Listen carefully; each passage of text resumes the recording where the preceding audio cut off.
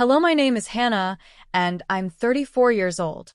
If you saw me today, standing tall in my uniform, shoulders squared, eyes steady, you'd probably think I've always been this confident. But the truth is, I was built in silence. Not the peaceful kind of silence. The kind that grows inside a home where one child shines too brightly and the other is treated like she never learned how to glow. I grew up in Portland, Oregon, in a modest two-story house with blue shutters and a yard my mother used to decorate every season. From the outside, our family looked perfect, quiet, disciplined, organized. But on the inside, everything was uneven. Everything was lopsided. My parents, Richard and Linda, loved both their children. At least that's what they claimed. But love isn't measured by claims. Love is measured in attention, encouragement, and belief. And belief was something they only had for my younger brother, Logan. He was the golden boy. The kid who could do no wrong. If he brought home a B, it was still good. If I brought home an A, the response was always, good, but Logan would have done better. It didn't matter what I accomplished. It didn't matter how hard I tried. The spotlight in our home never shifted. It stayed glued to him. As a child, I learned to shrink myself, to sit quietly at the dinner table, to smile politely in photos where Logan stood front and center while I faded in the background. I became the type of kid teachers described as responsible, independent, and mature for her age, which was really just a gentle way of saying she doesn't expect anyone to show up for her. I still remember moments from my childhood that felt small at the time, but broke off little pieces of me as the years went on. Like the school talent show in 5th grade. I spent weeks practicing a piano piece, my hands trembling every night as I rehearsed in my tiny room. On the night of the show, I scanned the crowd, hoping to see my parents. But they didn't come. Instead, they were at Logan's soccer game, a game he didn't even play in because he had sprained his ankle the day before. When I came home with a small ribbon, my father looked at it, nodded once, and said, "Nice. Logan's team won today, by the way." That was the story of my life. My victories were footnotes, and Logan's were headlines. As I grew older, the distance between us widened, not because I didn't love my family, but because I couldn't compete with a pedestal built long before I understood what favoritism meant. My father, Richard, was a stern, proud man, sharp features, sharper words. He believed life was a race where only the strongest deserved support. Logan fit his definition of strong. I didn't. My mother, Linda, was softer, kinder but silent. She loved me in the quiet ways, packing my lunchbox with handwritten notes, leaving an extra cookie on my plate, but she never defended me. Not once. Not even when I needed her to. I can still hear the way my father dismissed me during family conversations, interrupting me mid-sentence to ask Logan about his day. Or the way relatives would say, "Hannah's the responsible one. Logan's the talented one." Responsible. Talented. The difference between those labels defined our entire childhood. Yet despite everything, even despite the way I felt invisible, I always had this ember inside me. A small spark that whispered, "You're meant for something more." I didn't know what that more was yet. I didn't know where it would lead me. I only knew one thing. If I stayed in that house forever, I would disappear completely. I used to lie awake at night staring at the glow-in-the-dark stars on my ceiling, wondering what my life would look like if I could just break free.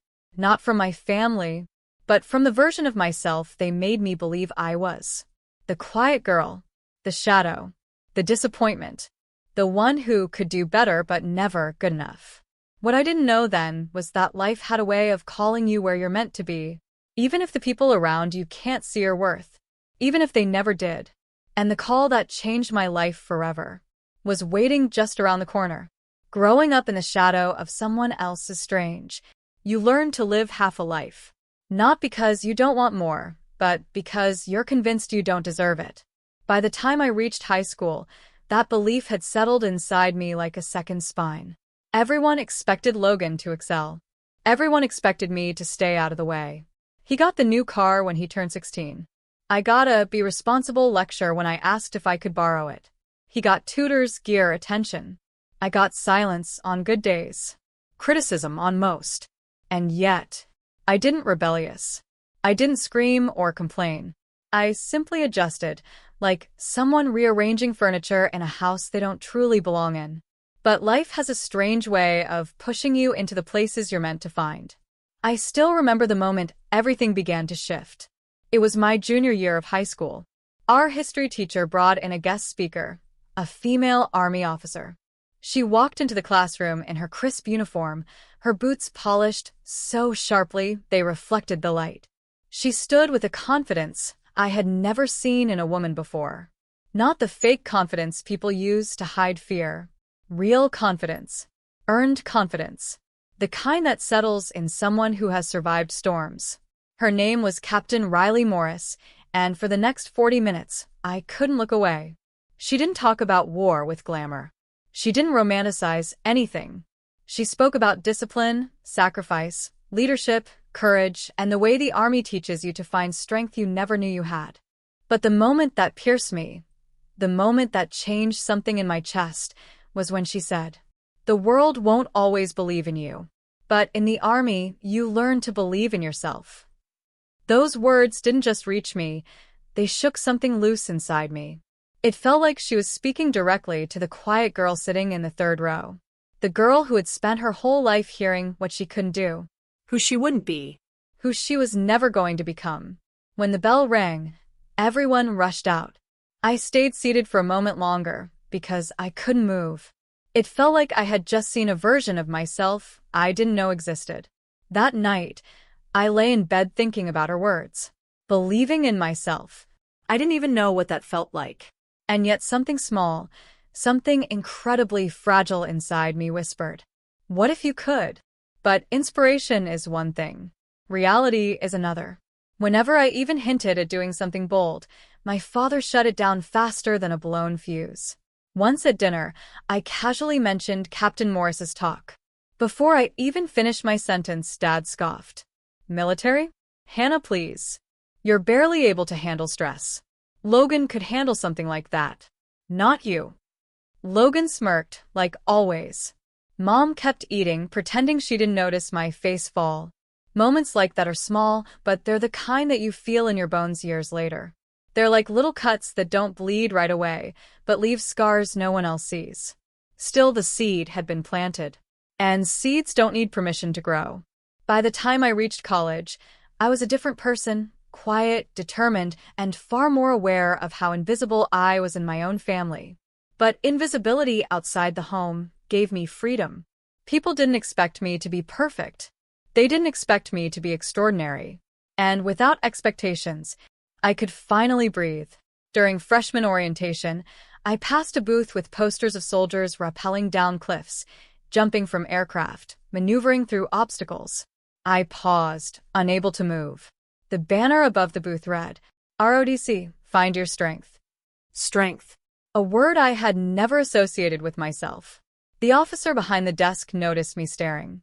He smiled and said, "Thinking about joining?" I almost laughed. Not because it was funny, but because no one had ever asked me that. No one had ever asked me if I could do anything bold. I didn't answer him that day. But that seed inside me, it grew a little more. Every week, I would pass that booth on my way to class. Sometimes I'd stop and read the flyers. Sometimes I'd just glance from a distance. But every time, the same whisper returned. You could be more than they think. And deep down, I began to believe. Maybe I could. Most big decisions don't come with fireworks or dramatic music. Sometimes they arrive quietly, like a whisper you've ignored for too long. For me, that whisper had been echoing since the day Captain Morris visited my school. By the time I entered my second year of college, it had grown loud enough that I could no longer pretend I didn't hear it. One chilly October morning, I woke up before sunrise. I remember sitting on the edge of my narrow dorm bed, staring at my hands, small, pale, shaking slightly. Hands that had never held anything heavier than books or groceries. Hands my father believed were too weak to build any kind of future. Maybe that was the moment I snapped. Or maybe it was the moment I woke up. I got dressed, tied my hair back, and walked across campus toward the ROTC building. It felt like my legs were moving on their own, like there was a version of me somewhere ahead, pulling the real me forward. The building was quiet, the hallways empty. A laminated poster on the wall read, "Strength isn't something you're born with. It's something you learn." I stood there for a long second, my heart pounding like it wanted to escape my chest. Then I walked straight into the office and asked the sergeant behind the desk, "What do I need to do to join?" He raised an eyebrow, maybe because I didn't look like the typical recruit. But he didn't say it. Instead, he slid a packet across the desk. ASFOB requirements, physical tests, commitment details, contracts. It all looked terrifying. And yet, I felt more alive than I had in years. For the next several weeks, I trained in secret. Early morning runs when the sky was still dark. Push-ups on my dorm room floor. Pull-ups on the stairwell bar. Sit-ups until my stomach burned like fire. No one knew. Not my parents. Not Logan. Not even my closest friends. Because if there was one thing I understood by then, it was this. People can only destroy the dreams they know about. By December, I took the ASFOB and passed. When I received the email confirming my eligibility, I stared at the screen for so long that my eyes blurred. Not because I doubted myself, but because, for the first time in my life, a door had opened for me. Not for Logan. But the hardest part wasn't the test. It wasn't the training. It wasn't the decision. The hardest part was telling my family. I went home for winter break. The moment I walked in, Logan rushed past me, excited, talking about some new accomplishment. Dad listened proudly. Mom smiled softly. I waited for them to acknowledge me. They didn't. Finally, during dinner, when everyone went quiet, I took a deep breath and said, "I'm joining the army." The silence that followed was sharper than any blade. Dad paused with his fork midair. Logan snickered, actually snickered. Mom blinked fast, unsure what to say. Then Dad spoke, cold, dismissive, cutting. "Hannah, stop being ridiculous. You can't handle that kind of life. The army needs strong people." A pause. Logan could do it. You? No. Those 4 words, you? No. They hit harder than any physical blow I would face later in training. But something inside me snapped into place that night, like steel hardening under pressure. I looked at my father, then at my brother, then at the plate in front of me. And calmly, more calmly than I expected, I said, "I ship out in 3 weeks." Dad stood up, so fast his chair screeched across the floor. "You are not doing this, Hannah." I didn't raise my voice. I didn't cry. I simply said, "I already signed a contract." That was it. A simple sentence that changed my entire life. 3 weeks later, before dawn, I walked out of that house with a small backpack and my acceptance papers. No hugs. No goodbyes. No pride. Just a final echo of my father's voice in my head. "You can't handle it." I stepped into the cold morning air and whispered to myself, "Watch me." I had no idea what real fear was until the bus door shut behind us at Fort Benning. The moment the drill sergeant stormed in, voices sharp, commands flying like bullets, I realized something immediately. Nothing in my life had prepared me for this. And yet everything in my life had prepared me for this. The girl who grew up unseen, the daughter who was always told, "You're not enough," the sister who never shined brightly enough to be noticed.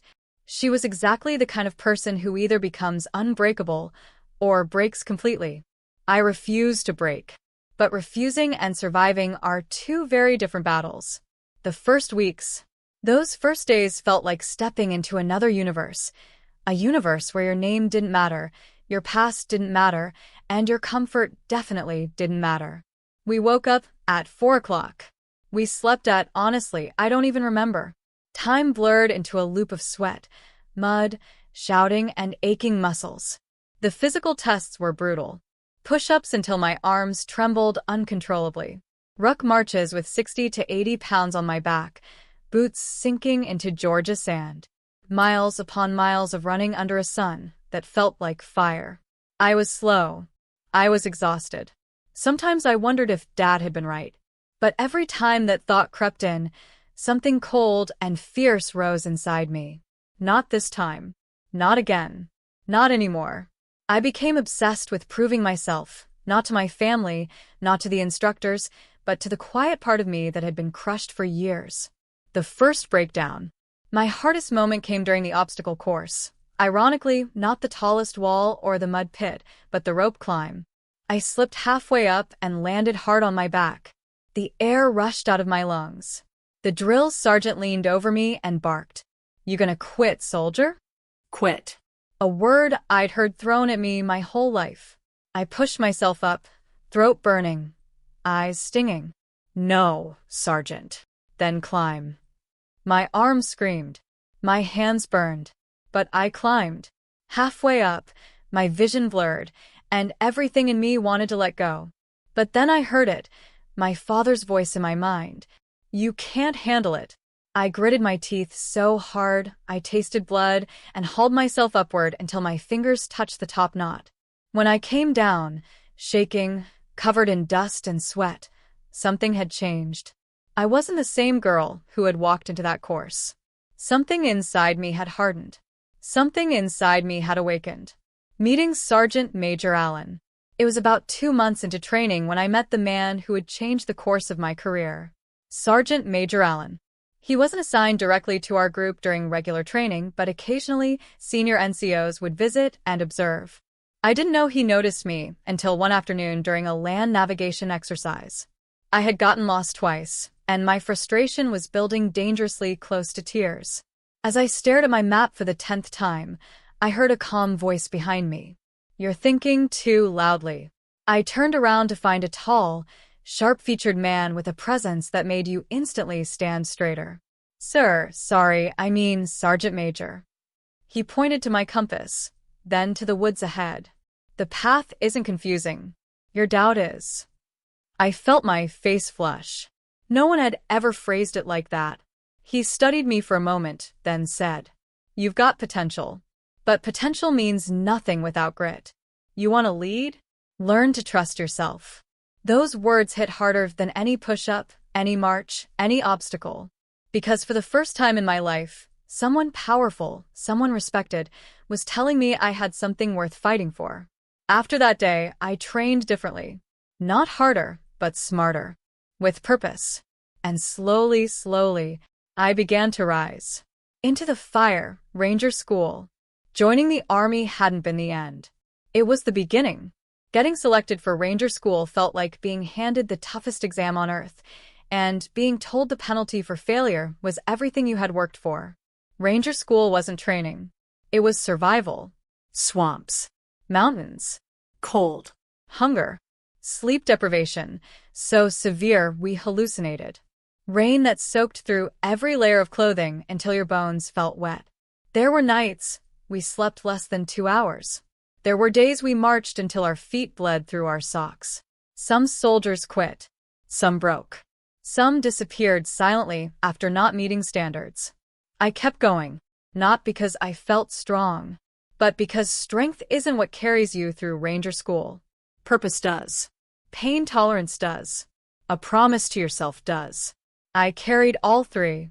When I finally earned my Ranger tab, I held it in my shaking hands and cried, not because I was weak, but because I had never, in my entire life, been told I accomplished something extraordinary. I didn't call my family. I didn't send a photo. I didn't expect celebration.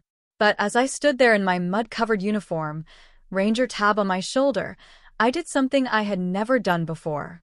I believed in myself. And that was the beginning of everything.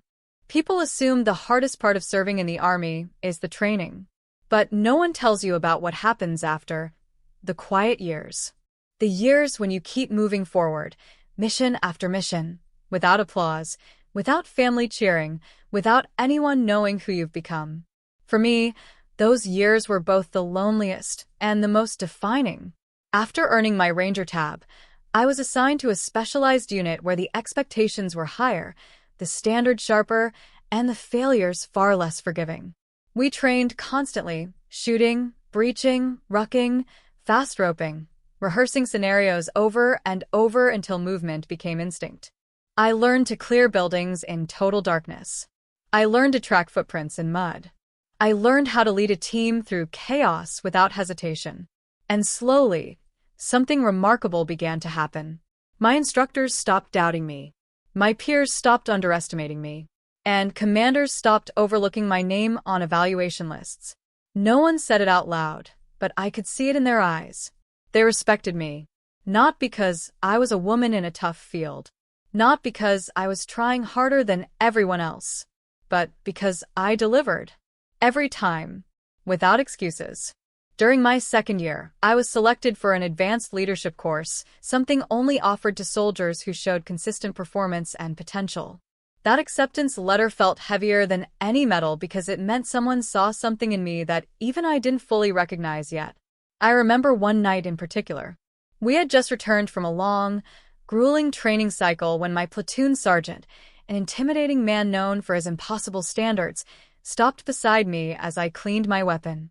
He didn't look at me when he said it, just stared at the barrel of his rifle and muttered, "Good work today, Hannah.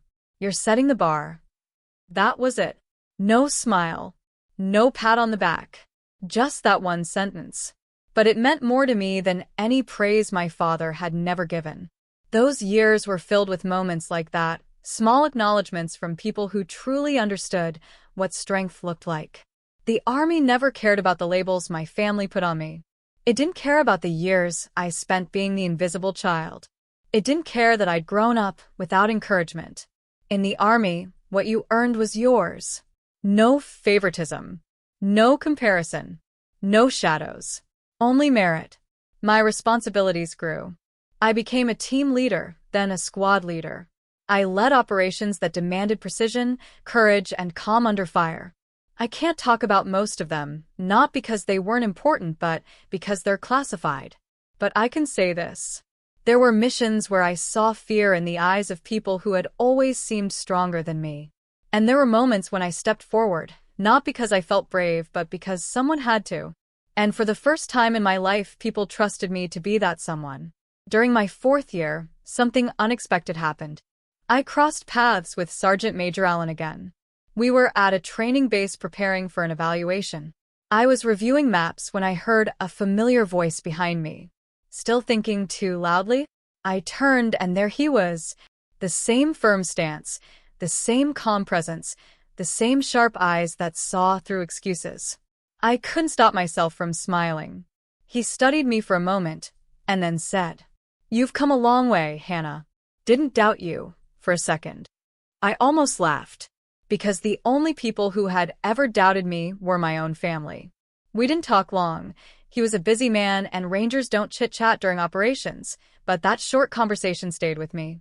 It reminded me where I started and how far I'd come. Yet through all these silent victories, I kept one truth locked inside. My family knew nothing. They didn't know about the leadership roles. They didn't know about the commendations. They didn't know that I had become someone soldiers actually followed, someone they trusted with their lives. Whenever I visited home, I stayed quiet about everything. When Dad asked if I was managing all right, I simply nodded. When Logan bragged about college clubs and projects, I smiled and let him talk. There were days when I wanted to tell them, not to boast, but to finally feel seen. But every time, the words got stuck in my throat, because deep down I already knew the truth. They wouldn't understand. They wouldn't believe. They wouldn't care. So, I let the Army be the place where my worth existed. And I let my silence be the shield that protected it. Little did I know, that silence wouldn't last forever. A day was coming, faster than I realized, when the world I built on my own would collide with the family who never believed in me. And on that day, everything would change. Going home after so many years of silence is a strange feeling. It's like stepping into a museum where every object holds a memory you'd rather forget. When I received the message from my father, short, cold, and predictable, I wasn't surprised. Logan's graduation ceremony. Be here Saturday. Don't embarrass us by being late. No, how are you? No, we miss you. Just an order the same way it had always been. Part of me wanted to ignore the message. To stay in the barracks, surrounded by people who respected me without needing explanations. But another part of me, maybe the young girl who still wished for acknowledgement, made me pack my bag. I arrived in Portland on a Friday evening. The air felt familiar, but the feeling inside me didn't. I wasn't the girl who had left years ago. I wasn't the invisible daughter anymore. I was a ranger, a leader, a woman who had walked through storms far harsher than my father's disapproval. Still, as I stood on my parents' porch, I felt a faint ache of the old Hannah inside me. When the door opened, my mother, Linda, looked at me with soft eyes, the same quiet love she always carried. She stepped forward and hugged me, whispering, "I'm glad you're home." It was the first warm thing I'd heard from her in years. My father, Richard, appeared behind her, stiff and expressionless. He didn't hug me. He didn't offer a smile. He only said, "You're on time. Good." As if punctuality was the only good quality I possessed. And then came Logan, the star of the weekend, dressed in a new button-down, hair perfectly styled, confidence dripping from every step he took. He smirked the moment he saw me. "Oh, hey, Hannah. You made it. Finally taking a break from your little job. If only he knew. But I stayed silent. Years of discipline had taught me that reacting to ignorance doesn't make you strong, controlling your reaction does. That night, the house buzzed with preparations. Banners with "Congratulations, Logan" hung across the living room. A table full of trophies and certificates was displayed proudly. Guests arrived with gifts, hugs, and admiration for my brother. No one asked me anything. No one cared where I'd come from. No one even noticed the military duffel bag at my feet. And honestly, I didn't expect them to. I sat quietly near the edge of the room, sipping water as people praised Logan like he had personally solved world peace. I kept looking around the house, remembering every corner. The staircase where I sat crying after being told I'd never be exceptional. The kitchen table where my achievements were dismissed. The living room where Logan's trophies always shined and mine never even made it to display. It was strange. None of it hurt the way it once did. Maybe because I knew who I was now. Or maybe because after witnessing real hardship, after leading missions, after watching soldiers push beyond human limits, these small family dynamics felt almost insignificant. Almost. At one point during the evening, my father leaned toward me and said, "Make sure tomorrow you don't dress too casually. We'll have important guests. I don't want you drawing negative attention." Negative attention. I almost laughed. If only he knew the rank I held, the missions I had accomplished, the respect my name carried in rooms far more powerful than this living room. But I simply nodded. The Hannah they thought they knew was still invisible to them. Later that night, as I lay in my childhood room, the walls still painted the same pale blue, I opened the small drawer beside the bed. My old sketchbook was still there, untouched since high school. Inside were drawings of mountains, forests, and silhouettes of soldiers. Dreams I never dared to speak. Dreams that had somehow, against all odds, become real. A soft knock came on the door. It was my mother. She hesitated before speaking. "I know your father is hard on you," she whispered. "But I'm proud of you, Hannah, even if I don't always understand your choices." I swallowed the tightness in my throat and nodded. It wasn't the apology I needed, but it was something. Tomorrow would be Logan's big day. All eyes would be on him. All attention, all praise, all pride. And I had every intention of staying in the shadows. Just like old times. What I didn't know, what none of us knew, was that tomorrow's important guest would change everything. The next afternoon, the house was unrecognizable. Balloons, banners, flowers, tablecloths, polished cutlery. Dad had turned Logan's graduation into something that looked more like a political fundraiser than a family celebration. People crowded the yard, laughing loudly, praising Logan, shaking his hand like he had discovered a cure for something instead of just passing college. My father moved through the guests with pride swelling in every step. My mother stayed busy refilling drinks and smiling politely. And I did what I had always done. I stayed out of the way. I stood near the back deck, hands folded, watching the crowd swirl around my brother. Logan glanced at me once, smirked, and then continued accepting congratulations like he was the center of the universe. I reminded myself, you didn't come here for them. You came here because you kept a promise to yourself, to show up, even when they never did. A microphone squeaked at the front of the yard.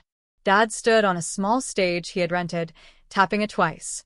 Ladies and gentlemen, may I have your attention? People quieted, turning toward him. Dad beamed, actually beamed, as he gestured toward my brother. Today, we celebrate my son Logan. He's made us proud, and he's heading toward a brilliant future. A round of applause erupted. Dad continued, but before we begin dinner, it is my absolute honor to introduce our esteemed chief guest, a man of discipline, service, and leadership. Please welcome. My stomach tightened. Dad hadn't told me who it was. I assumed some local businessman, maybe a politician. But then the name hit the microphone. Sergeant Major Allen. For a moment, I forgot how to breathe. The crowd clapped politely as he stepped through the doorway. The same steady walk, the same calm authority, the same presence I'd never forgotten. Sergeant Major Allen. My mentor. My guide. The man who saw my strength before I did. But the guests didn't know that. To them, he was simply my father's old college friend. A distinguished guest invited for show. Dad greeted him with a firm handshake and tried introducing him to Logan first. But before he could, Alan's eyes shifted, searching, scanning the crowd, until they found me. A flicker of recognition crossed his face, quick, subtle, controlled. The way Rangers recognize their own. He stepped past my father, past Logan, past the guests who reached out to greet him, and walked straight toward me. Every conversation around us paused. Even the music faded under the weight of confusion. He stopped right in front of me, and then, in front of my entire family, in front of every guest, in front of Logan standing proudly on the stage. Sergeant Major Allen raised his hand and saluted me. A sharp, perfect, military salute. Gasps rippled through the yard. He held the salute as he said in a voice loud enough for everyone to hear, "Ma'am, it's an honor to see you again." The air froze. Logan's smile collapsed. Dad's face drained of color. Mom's hand flew to her mouth. Someone whispered, "Ma'am, why is he saluting her? Who exactly is she?" Sergeant Major Allen finally lowered his hand and turned to the stunned guests. For those who don't know, his voice carried naturally, authoritative and clear. Hannah served under my command. She is one of the finest Ranger leaders I've ever trained. Murmurs erupted. He continued, calm, unwavering. She completed missions most of you will never hear about. She led soldiers with courage and skill. And she earned respect in rooms far tougher than this one. My father stepped forward, stuttering, Hannah? Our Hannah? Alan looked him dead in the eye. Your daughter, sir, is exceptional. People turned to stare at me. The girl they never noticed, never valued, never celebrated. Logan tried to laugh it off. Wait, she's joking, right? Hannah? A Ranger? Alan glanced at him, unimpressed. Son, she outranks half the men I've trained. The yard exploded with stunned silence. I felt my heartbeat in my throat. My skin prickled. My legs trembled. Not from fear. From the kind of validation I had never known. Alan stepped closer, lowering his voice only for me. You hid your strength for too long, Hannah.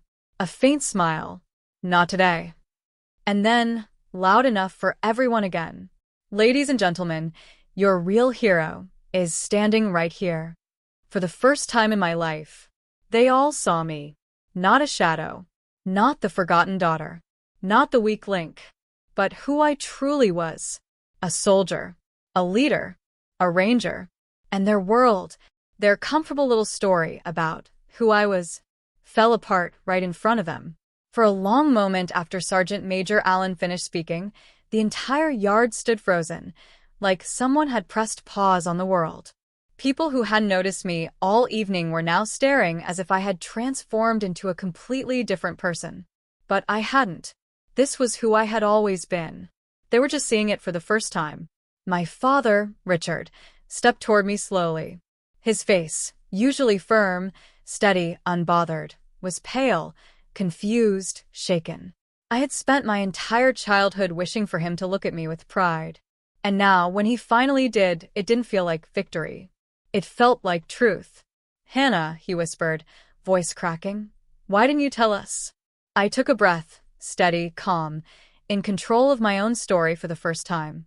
"Because you never asked." His eyes flickered with pain, but I didn't fill the silence for him.